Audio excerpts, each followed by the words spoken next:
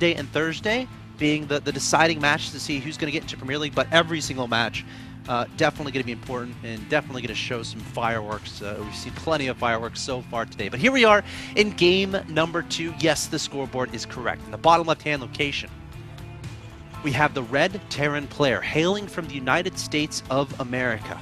One of the youngest Terran players currently in the scene. He's currently up 1-0, 1 win away from advancing on to play Pult. He is Illusion. His opponent in the top right-hand location, deciding to give up his Code S spot in Korea to take a shot at the WCS America Challenger League. Finds himself down a game against his American opponent. Can he pull through and win 2 in a row? He's certainly capable. He is Taeja. I'd like to remind you guys to tweet hashtag WCS.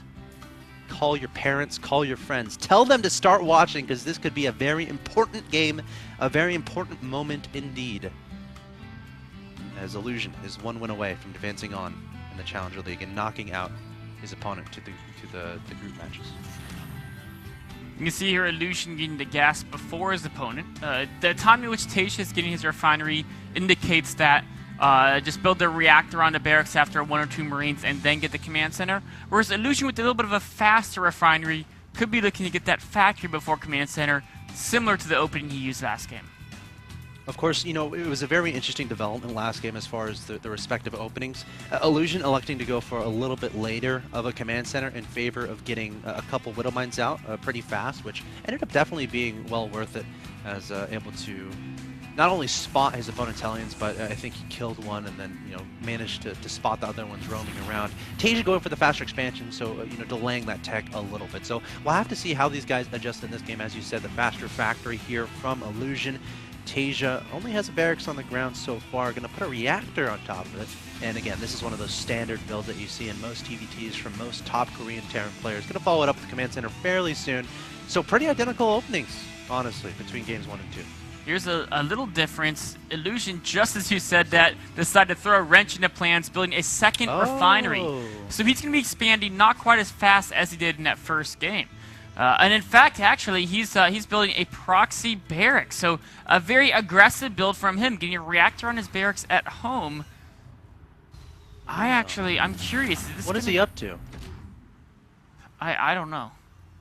I'm waiting to see out a starport. Could this be some mass marine medevac type play? Again, like, guys, Illusion prepared builds. You know, he prepared builds for this match. He prepared a build for this map, and this is that build. This has been practiced plenty of times by Illusion. You're watching potentially things you haven't been seen before. The question is, will Taeja be prepared? Can he identify what's going on, and can he react appropriately? This looks like a standard Cloak Banshee rush, except for that second proxied barracks. I mean, the starport is going to get a Banshee, and he has enough gas he could go for Cloak, unless he wants to use gas on that second barracks for something funny as well. Second barracks not being utilized quite yet. I'm really curious. Is he going to put a reactor on that barracks and then Tech Lab? Factory? Oh, it's a Tech Lab. So, could this be like a combat shield marine all-in? I feel getting Stim on that Tech Lab would take too long. He wants to do some Cloak Banshee harass, slow down his opponent. He's going to put the factory on it and have tanks. Yeah, right. You're right. It's siege tanks. You're right. That's a really cool move. So the Cloak Banshee will do damage, and it's going to be a marine siege tank follow-up. Very interesting way. And he's going to have extra marines, because that second barracks can produce marines as well. Oh, Scancy is a starport. I don't know if he saw the Tech Lab. No, he didn't. Whoa. He has to think that it's a possibility. So he's going to be looking for, for drop plays from the starport as well as Banshee play. We have an armory added on here from Taeja, so he's going to go for the Hellbat play that Illusion was doing in the last game. Also adding on an engineering bay, of course, you know, a standard reaction to potential Banshees, so you can get those turrets on the field. Now the question is, can Illusion do enough damage here with the Banshees to make this follow-up, you know, pretty much an all-in? There's no second command center just yet. And there's no money for one either. Yeah. I mean, of course, because he's producing out of 2 barracks, a starport, and a factory all at the same time. The Banshee definitely has to get something done. It's going to be revealed here as it approaches the watchtower. So Taeja won't take too much damage, but just the fact he's forcing out 2 missile turrets. And what's important to note, the missile turrets defend the mineral lines. But with the build Illusion's doing, he actually would rather go ahead and kill the Marines, kill a potential tank of his opponents, than go for those SCVs because he's following this up with the one base all in. So even if he killed 10 SCVs, given the fact his opponent has 2 command centers, he'd still be behind in economy. He's going to go straight for... Oh, two Vikings find that Banshee. Oh, he's going to cloak and get out of there. Oh, that's not good for Illusion. Hellion also spots the lack of a natural expansion still. So sees the SCV, which may make him think, okay, he's about to put down a command center. Yep, and of course that's definitely on purpose. Illusion pulling that that SCV out there to try to fake out his opponent. Still stockpiling these units at the bottom of the map, and Taeja has yet to scout them. He has a tank coming out on his own, and he already has a tank on the field. And, you know, it's already sieged, obviously.